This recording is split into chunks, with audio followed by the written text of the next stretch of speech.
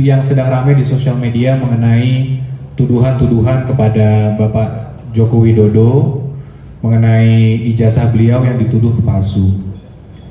Jadi pertama-tama kami sampaikan dengan tegas dulu bahwa tuduhan-tuduhan mengenai ijazah palsu Bapak Joko Widodo adalah tidak benar dan itu sangat menyesatkan.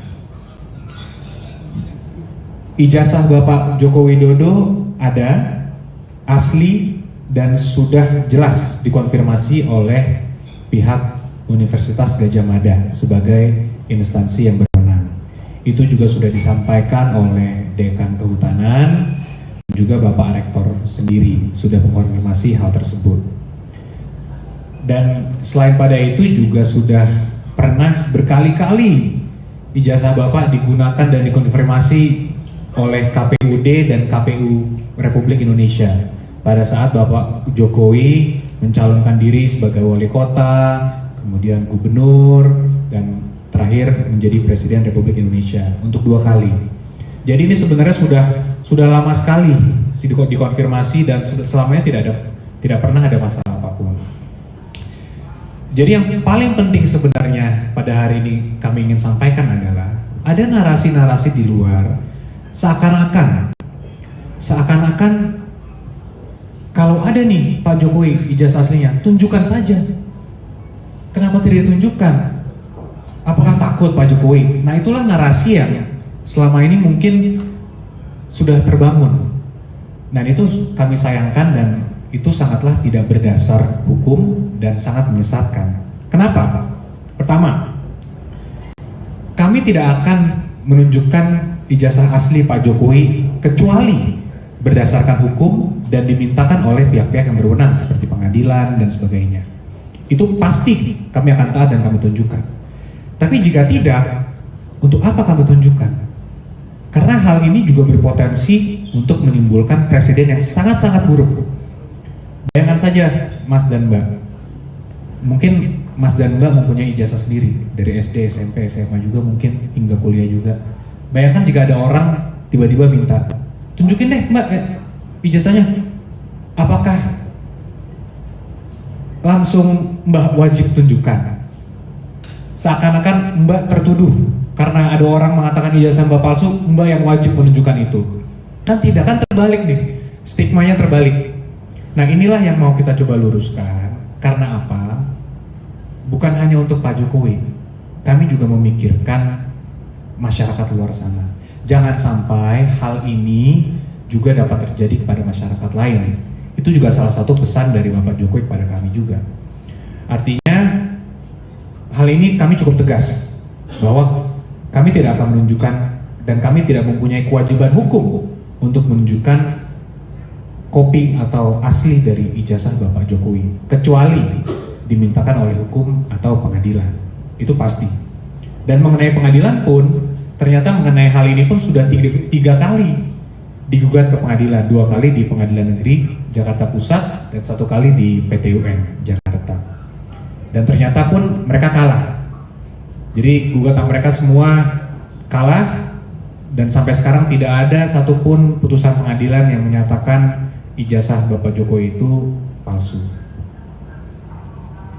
Nah, jadi balik lagi, kita masuk ke sudut pandang dan rasionalitas. Jadi logikanya ini harus mulai diputar. Jadi kami menghimbau juga pada seluruh masyarakat yang bahwa kalau masih ada narasi-narasi, kalau ada aslinya buktikan saja. Itu sangatlah kebalik dan menyesatkan. Ayo kita putar kembali kepada asas-asas hukum itu bahwa siapapun yang mendalilkan, siapa yang mau menuduh, dialah yang membuktikan. Nah, itulah poin penting yang sebenarnya ingin kami sampaikan. Kami himbau juga mungkin masyarakat, kalau untuk masyarakat yang memang fasih dan paham di bidang hukum, kami juga yakin sebenarnya sudah paham. Tapi mungkin ada netizen atau ada teman-teman luar sana yang belum paham. Di sini kami sampaikan lagi bahwa beban pembuktian itu adalah dari penggugat. Siapapun yang mendalilkan, dialah yang wajib untuk membuktikan. Jadi kami lihat kalau setelah kami pelajari 2 tahun terakhir, karena ini kasus sudah 2 tahun, Mas Mbak. Dari 2023 sudah ada narasi itu, sudah ada gugatan itu juga, dan Sekarang sebenarnya case close, putusan sudah berkekuatan tetap juga, tapi tiba-tiba ada lagi narasi lagi, ada pihak-pihak di luar sana yang tetap mencoba mendiskreditkan Bapak Jokowi walaupun beliau bukan lagi sebagai Presiden Republik Indonesia. Jadi kami menghimbau dan mengingatkan bahwa ayolah janganlah lagi kita menyebar fitnah, janganlah kita menyebarkan lagi berita bohong, karena ini tidak baik juga untuk seluruh masyarakat juga. Dan kembali lagi ke tadi, ini presiden yang sangat buruk.